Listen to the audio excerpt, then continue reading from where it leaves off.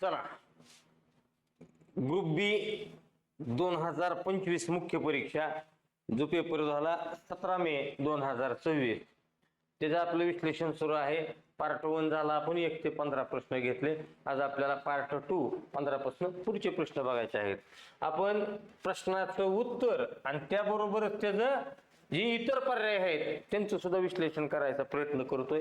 आणि अशा पद्धतीने तुमच्या समोर 15वा प्रश्न आलेला होता. 15वा प्रश्न झालेला होता. आता आपल्याला 16व्या प्रश्नापासून सुरुवात करायची होती. काय म्हणते 16वा प्रश्न? मला हे काम करवते या वाक्याचा तुम्हाला प्रयोग ओळखायचा होता.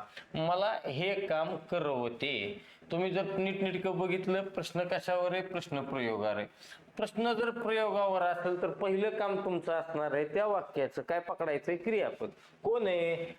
करवते. करतो म्हणलाय का? नाही. बरोबर. करवते. करवते म्हणजे तो करू शकतोय, म्हणजे उघड उघड आहे. ह्या जी काही क्रियापदाचं रूप आहे त्या क्रियापदाच्या रूपाने शक्यता किंवा सामर्थ्य व्यक्त केलेले आहे. आणि जर शक्य क्रियापद असेल, उघड उघड आहे, प्रयोग कोणता असतो? शक्य कर्मणी असतो. कारण शक्य क्रियापदाला प्रयोगच 2 असतात. एक तर तो शक्य भाव्य असतोय, नाहीतर तो शक्य कर्मणी असतोय. कर्म आहे का? आहे. करणारा मी काय करतोय? काम करतोय. काम हे त्याचं काय असणार आहे? वाक्याचं कर्म असणार आहे. आणि कर्म कसं आहे? कुठलाच प्रत्यय नाही, कर्माला प्रत्यय नाही, म्हणून कर्मणी आहे. क्रियापद शक्यता वर्तवतोय म्हणजे शक्य क्रियापद आहे, म्हणून शक्य कर्मणी. पर्याय क्रमांक 1. पुढील पैकी तत्सम शब्द कोणता? लता, आरोगण, कैवार, सहाडी. बघितल्या लक्षात येण्याजोग आहे. सगळे नवीन आहेत पर्याय जे काय आपण करत असतो. त्याच्यात आपल्याला लता आहे का ओळखीचा? होय. वेल, वल्लरी, लता, लतिका. सगळ्याचा अर्थ काय आहे? लता म्हणजे वेल असा अर्थ आहे. हाच तुमचा तत्सम शब्द आहे. आता काही जण म्हणतात आरोगण. आरोगण म्हणजे क्रियापद आहे ते, बरं का, क्रियावाचक शब्द आहे, त्याच्यामुळे हा काय असण्याची शक्यता नाहीये. कैवार नसतोय, सहाडी नसतोय. मला माझ्या हिशोबाने बरं का, आयोगाने जर दुसरं तिसरं दिलं तर काही सांगता येत नाही. मला वाटतंय पर्याय क्रमांक 1 हे योग्य उत्तर आहे. वेलवल्लरी, लता, लतिका. 18वा तुम्हाला दिले एका बाजूला उभयन्वय अव्यय, दुसऱ्या बाजूला त्याची काय केली ती म्हणजे प्रकार आणि अव्यय असं दिलेलं आहे. जोड्या जुळवायच्यात. बघा, समुच्चय बोधक. समुच्चय म्हणजे काय? पहिल्या वाक्याच्या अर्थात दुसरं वाक्य भर घालायचं असेल तर अशी 2 वाक्य ज्यांनी जोडलेला असते ती समुच्चय असते. आणि मग कोण असतात? आणि, अन, नी, व, आणखी, शिवाय. म्हणजे उघड उघड आहे. येला एक बसतय का? बसतय. विकल्प. विकल्प म्हणजे दोन्हीपैकी एकच. पाहुण्याला एकाच टायमाला चहा आणि कॉफी देतो का? नाही. काय? एकतर चहा किंवा कॉफी. बरोबर. म्हणजे किंवा, वा, अथवा, अगर, नाही तर की. म्हणजे बीला 2 आहे का? बीला 2 आहे. बरोबर. चला, न्यूनत्व. न्यूनत्व म्हणजे काय? एका वाक्यात वरी नेलेलं आणि दुसऱ्या वाक्यात दणकन आपटलेलं. सर पोरग लय हुशार आहे, नेलं का नाही वरी? सर पोरग लय हुशार आहे पण त्याला नोकरी नाही. संपला विषय. दुसऱ्या वाक्यात आपटलं. कुणी जोडलं? पण. पण, परंतु, परी, बाकी हे असते न्यूनत्व बोधक. म्हणजे तिला 3 बरोबर आहे. आणि परिणाम बोधक पहिल्या वाक्यात कुठली तरी घटना असते, त्या घटनेचा परिणाम झालेला दुसऱ्या वाक्यात असतोय. मी अभ्यास केला, ह्याचा परिणाम मला नोकरी लागली. जोडायचं कसं? मी अभ्यास केला म्हणून, म्हणून हे असतंय. म्हणजे तुमचं डीला 4 ऍज इट इज 1 2 3 4 असणारा पर्याय आहे का? 1 2 3 4 1 2 3 4 पर्याय क्रमांक 3 आहे. बघा, एला 1, बीला 2, सीला 3, डीला 4. ओकेच. दुसऱ्यासाठी प्राणाची आहुती देणे. बघा पोरांनो, दुसऱ्यासाठी काय करायचंय? प्राणाची आहुती देणे. याला योग्य वाक्प्रचार कोणता? किरकोळ होता. ह्याच्यात काही बुद्धी चालवायचा विषय नव्हता. जीव कुर्बान करणे. पर्याय क्रमांक 1. जीव गहाण ठेवणे. आई बाप आपल्यासाठी जीव गहाण ठेवतात, कुणाकडनं काहीतरी उसणं फिसणं घेतलेलं असत. जीव टांगणीला लावणे, काळजी वाटणे, जीव तिळ तुटणे, एखाद्याबद्दल काय होणे, मत्व निर्माण होणे. बरोबर. पुढचा 20. वेळेवर प्रकृतीची काळजी घेतली तर सारं काही ठीक होईल. या वाक्याचा तुम्हाला काय करायचं आहे, प्रकार ओळखायचा आहे. काय नाही, अतिशय किरकोळ आहे. खरं खरं वाक्य काय आहे, जर जर वेळेवर प्रकृतीची काळजी घेतली तर सारं काही ठीक होईल. जर अंतर असलं की दुसरं काहीच असू शकत नाही. संकेतार्थी वाक्य असते. प्रश्नार्थी का नाही म्हणण्यासाठी प्रश्नचिन्ह शेवटी पाहिजे, आहे का नाही. आज्ञार्थी का नाही, आज्ञार्थी म्हणण्यासाठी वाक्यातलं क्रियापद त्याच्या मूळ रूपात पाहिजे, नाही विषय कट. नकारार्थी आहे का, नकारार्थी म्हणायला माझे काय हरकत नाही, पण नकारार्थी म्हणण्यासाठी वाक्यामध्ये न च रूप असणं गरजेचं आहे. आहे का तसलं काही नाही, म्हणून ती नाही. फक्त ब बरोबर पर्याय क्रमांक 2 बरोबर. पुढचा, सर्वांनी परमेश्वराची भक्ती करावी. सर्वांनी काय करायचंय, परमेश्वराची भक्ती करायची आहे. चला, या वाक्यातला तुम्हाला काय ओळखायचं आहे, प्रयोग ओळखायचा आहे. डायरेक्ट उत्तराकडे नेतो तुम्हाला. मागच्या उदाहरणात सांगितलं, जर वाक्य प्रयोगावर आलं तर तुमचं पहिलं काम आहे वाक्याचं क्रियापद पकडायचंय. काय आहे, करावी, विषय संपला. कोण दिसायला लागले क्रियापदात, सर क्रियापदात मला वाविवे दिसते. वाविवे आहे म्हणजे प्रयोग कुठला आहे, विद्यार्थी. सॉरी, क्रियापद कोणतं आहे, विद्यार्थी. विद्यार्थी क्रियापदाला 2च प्रयोग. एक तर तो 100% कर्मणी असतो, नाही तर तो भावी असतो. संपला विषय. विद्यार्थी क्रियापदाला प्रयोग 2च असतात, एक कर्मणी नाही भावी. म्हणजे कर्तरीचा पर्याय असेल तर विषय उडलेला आहे. बरोबर, कर्तरीचा पर्याय बी नाही. परंतु नवीन कर्मणी असू शकणार नाही का, नवीन कर्मणीमध्ये क्रियापद संयुक्त असतं. दिल्या जातील, जाळली गेली, पकडला गेला, क्रियापद संयुक्त असतं, म्हणून तू नाही. समापन म्हणण्यासाठी काय पाहिजे मला, क्रिया समाप्तीचा बोध. बरोबर. सोनूकडून निबंध, काय माहिती सोनूकडून तो सोनूचा निबंध लिहून झाला, गुरुजींचे व्याकरण शिकवून झाले. क्रिया समाप्तीचा बोध पाहिजे, आहे का नाही.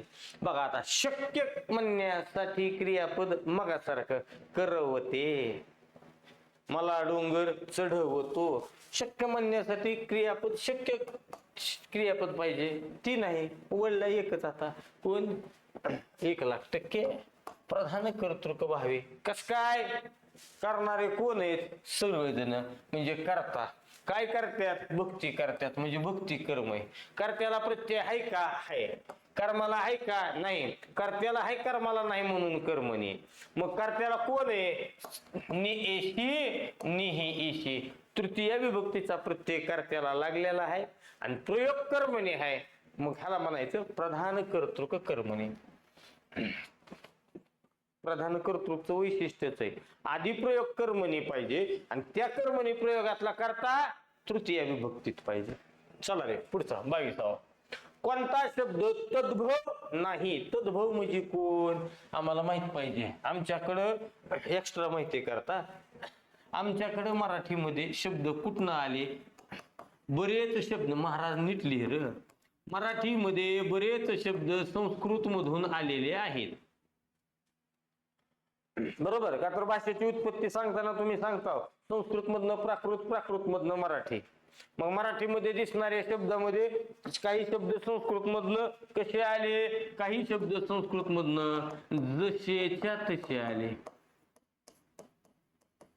काही शब्द संस्कृत मधून येताना किंचित बदल होऊन आले. जे शब्द संस्कृत मधून येताना जसेच्या तसे आले त्यांनाच आपण म्हणायचं आहे तत्सम शब्द.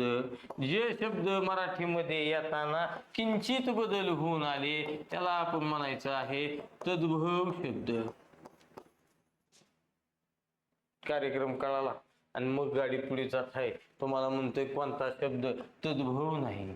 ऊन पाऊस तहान, मला मला माझं सांगतो, मला तृष्णा ह्याच्यावरून तहान एवढं 100% माहिती आहे. बरोबर, त्याने तुम्हाला म्हणतोय कोणता तद्भव नाही. पण मी इकडे गेलो की झाडाकडे बघितल्या बघितल्या माझ्या लक्षात आलं, झाड कोण आहे. झाड हा देशी शब्द आहे.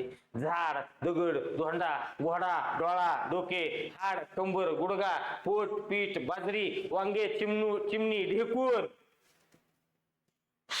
सगळे शब्द दिशी आहेत. मला कळलं चौथा पर्याय दिशी शब्दाचा आहे. मग मी आपोआप म्हणेन बाकीचे तत्सम असतील, हा तर दिशी आहे, विषय कट झाला.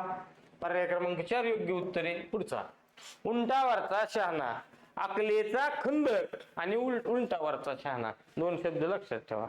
अकलेचा खंदक म्हणजे मूर्ख मनुष्य, अक्कल ज्याला नाहीच असा अकलेचा खंदक असतो. आणि उंटावरचा शहाणा म्हणजे कोण असतो. उंटावरचा शहाणा म्हणजे मूर्खपणाचा सल्ला देणारा. पर्याय क्रमांक 4. हे आणखीन असतो अडणीवरचा शंख. काय असतो. अडणीवरचा शंख, लक्षात राहू दे, ही बी पडतंय सारखं बरं का. अडणीवरचा शंख, अडणीवरचा शंख. अडणी म्हणजे काय, शेल्फ आपल्या भाषेतला. आजच्या जुन्या लेखांना अडणी माहिती, नव्याला काय घंटा माहिती काय. शिल्प किचन कट्ट्यामध्ये तुम्ही म्हणे बघत नाहीत का, ग्लास एका कप्प्यात, तांबे एका कप्प्यात, ताट एका कप्प्यात, असे त्याला शिल्प. मग ही वरी जे असायचं त्याला अडणी म्हणायचे. आणि तिथं काय, अडणीवरचा शंख म्हणजे असा माणूस जो उच्च पदावर तर बसलाय पण त्याला बुद्धीचा भाग नाही, त्याला म्हणायचा अडणीवरचा शंख. मूर्खपणाचा सल्ला, उंटावरचा शहाणा. चला पुढचा, लेखन दृष्ट्या शुद्ध शब्द ओळखायचा आहे. लेखन दृष्ट्या म्हणजे काय, मिसपेल्ट थोडक्यात इंग्लिश मधलं शब्द काय हे सगळीकडे दिलेला असेल. हिरी री नेहमी लक्षात ठेवायचं. ही पहिलीच, री पहिलीच, री दुसरी, हिरी री, हला पहिली, दुसऱ्या रला पहिली, तिसऱ्या रला दुसरी. पुढचा बघा, वाक्प्रचारण त्याचा अर्थ जोड्या लावायच्या त्या. जीव मेटा कुटीसीने, जीव भांड्यात पडणे, जीवापाड जपणे, जीवाला घोर लागणे. जीवाला घोर लागणे म्हणजे काय, काळजी. म्हणजे डी ला 4, बघा इथं दिलेलं आहे, डी ला 4 बरोबर आहे. आपण काय करणार, पेपरात विषयच काढायचं नाही, हे म्हणते डी ला 1, डी ला 3, डी ला 1, डी ला 4, हीच उत्तर असणार आहे. पर्याय क्रमांक 4 योग्य उत्तर. जीव मेटा कुटीसीने, माई बाबा तुम्ही जर आई बापाला पैसे मागायला लागला, लायब्ररीचं भरायचेत, मेसचं भरायचेत, फीचं भरायचंय, नोट्सचं भरायचंय, बरोबर का नाही, नाश्त्या पिष्ट्याचं, चहाचं भरायचंय. बाप काय म्हणे, माझा जीव मेटा कुठे सारा लागा तुझ्या एमपीसीने. म्हणजे काय, वैतागणे. म्हणजे येला 4 बरोबर. ए महाराज महाराज, ऐ महाराज काय गोंधळ व्हायला लागलाय. पोरांनो गोंधळ झालेला आहे, थांबा रे पोरांनो, काहीतरी गोंधळ लागतंय थांबा. जीव मेटा कुठेशी येणे, येला 3, हे सॉरी येला 4. महाराज नीट का बघू, वैतागून जाणे. जीव पांड्यात पडणे, काळजी दूर होणे, बीला 2, बीला 2 बरोबर. जीवापाड जपणे, एखाद्याला मायेने सांभाळणे, शिला 1 बरोबर आहे. शिला ए महाराज, शिला 1 आपोआप डीला उरलेला राहील. डी जीवाला घोर लागणे, जीवाला घोर लागणे म्हणजे खूप काळजी वाटणे, बरोबर आहे आपलं. मग कुठं पर्याय असा आहे, A4 बी2 C1 D3, A4 बी2 C1 D3 आपलं बरोबर आहे. पर्याय क्रमांक 2. आपण विनाकारण 4 ला हात लावला होता. अय महाराज, अरे येला 4 आहे, इथं डी आहे का नाही. हा पोरांना आपलं बरोबर आहे. पर्याय क्रमांक 2 योग्य उत्तर आहे. बरोबर, आपण म्हणला येला 4 आणि इथं हुडकीत डी ला 4, त्याच्यामुळे गोंधळ झालेला आहे. पुढे जाऊ द्या. लंकेची पार्वती अलंकारिक शब्दात असते. लंकेची पार्वती म्हणजे लिहिता लगेच सीतामय्या तीच होती लंकेत म्हणतात, तसलं नसतंय. अलंकारिक शब्द आहे म्हणजे तो जसाचा तसा घ्यायचा नाही अर्थ. लंकेची पार्वती म्हणजे कोण, ज्या अंगावर काय किंचितही सोनं नाही, अंगावर अलंकार नसलेली, दागिने नसलेली स्त्री म्हणजे लंकेची पार्वती. मंदोदरी रावणाची बायको आहे. चला, कोणत्या नामाचे अनेक वचन होताना मूळ रूपात बदलत नाही, म्हणजे दोन्ही वचनी एकच रूप राहतंय. बघा, बायको अनेक वचन होत नसतंय, पण एखादा असा असेल नशीबवान माणूस ज्याला एकापेक्षा जास्त, तर तुम्ही आपोआप म्हणतात बायका बदललं का बदललं. 1 शाळा 10 शाळा हेच उत्तर आहे. अनेक वचन होताना बदलत नाही. एक स्त्री 10 स्त्रिया बदललं, एक आई 10 आया बदललं. चला रे बाबा, पुढील पैकी संस्कृत धातू साधित कोणते? गुरु, अश्व, सावळा, मुमुक्षु. योग्य उत्तर तुम्ही इथं त्यांनी मुमुक्षुच द्यायला पाहिजे. मुमुक्षु हेच द्यायला पाहिजे का? हाच क्रियावाचक शब्द आहे. बाकीचे 3 शब्दाकडे बघितलं तर सावळा हे विशेषण आहे, बरोबर का नाही? अश्व हे नाम आहे, गुरु हे सुद्धा नाम आहे, बरोबर. मग इथं काय आहे? धातू साधित म्हणजे काय आहे? धातू साधित म्हणजे क्रियावाचक असणारा शब्द, क्रिया दाखवणारा शब्द, मोक्ष घेण्याची इच्छा असणारा, ती कोण? मुमुक्षु. पर्याय क्रमांक 4 त्यांचं उत्तर येईल. पुढचा प्रश्न आपलं पुढच्या ह्याच्याकडे सरकू. 29वा प्रश्नाकडे सरकती गाडी. बघा नीटनेटकं काय म्हणते 29वा. समाजात नाही काय, गावातील सर्व जाती जमातीच्या लोकांनी एकत्र का येऊ नये? वाक्य दिलंय आणि ती काय म्हणते? वाक्य कसलं? हे वाक्य काय आहे? गावातील सर्व जाती जमातीच्या लोकांनी एकत्र का येऊ नये? प्रकार ओळखायचा वाक्याचा. बघा, होकारार्थी आहे का, विधानार्थी आहे का, नकारार्थी आहे का, उद्गारवाचक आहे का? उद्गारवाचक म्हणण्यासाठी शेवटी काय पाहिजे हो तुम्हाला? उद्गारवाचक चिन्ह दिसतंय का? नाही, विषय कट. नकारार्थी म्हणण्यासाठी मला वाक्यात काय पाहिजे? न च रूप आहे का? हो, आहे. सर्व जातीतील लोकांनी एकत्र का येऊ नये? नये म्हणतोय का नाही? नकार आहे, हेच उत्तर आहे. विधान म्हणण्यासाठी शेवटी पूर्ण विराम पाहिजे. कोण आहे? प्रश्नचिन्ह, विषय कट. होकार म्हणण्यासाठी न नसणं गरजेचं आहे, न च रूप नसावं लागतं. हिथं आहे म्हणजे हिथं एकच उत्तर. पर्याय क्रमांक 3 योग्य उत्तर. चला, कोणत्या वाक्य प्रकारात एक प्रधान वाक्य आणि एक गौण वाक्य गौणत्व सूचक उभयाने अव्ययाने जोडले? तुम्ही डोकंच लावायचं नाही. काय म्हणताय ती नीटनेटकं बघा. ती म्हणतोय तुम्हाला कोणता वाक्य प्रकार आहे? इथं ही एक वाक्य आहे, ही एक वाक्य आहे, जोडायला उभयान्वयी अव्यय आलेला आहे. ते काय म्हणतोय? एक वाक्य हे प्रधान वाक्य आहे, एक वाक्य हे गौण वाक्य आहे. आम्हाला काय डोकं लावायचंच नाही. आम्ही काय म्हणणार आहे? वाक्य आतमध्ये विधान किती आहेत? 2. 1 आणि 2. ती कसलंय मला काय देणं घेणं नाही. 2 प्रधान वाक्य जोडतोय, 1 प्रधान 1 गौण जोडतोय. मला काय करायचंय? जोडायला कोण आलंय? ती म्हणतोय जोडायला आलंय गौणत्व सूचक उभयान्वयी अव्यय. काय म्हणतोय ती? जोडायला कोण आलंय? एकदा बघून घ्या. जोडायला कोण आलंय? गौणत्व सूचक उभयान्वयी अव्यय.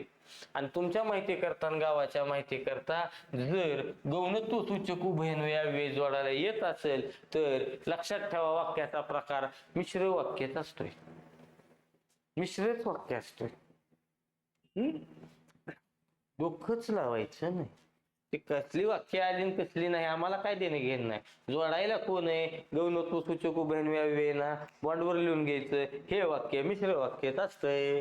चला, 1 ते 30 इथं झालेले आहेत. त्याचा पार्ट 3 करूया आणि 31 ते 45 घेऊया. अपेक्षा आहे तुम्हाला विश्लेषण बी आवडलेलं असेल, तुमचा कंटेंट रिवाइज बी झालेला असेल. नवीन असताल चॅनलला सबस्क्राईब करा, जास्तीत जास्त मित्रमैत्रिणींपासून शेअर करा. थांबतो इथंच, भेटूया नेक्स्ट पार्ट मध्ये. बाय.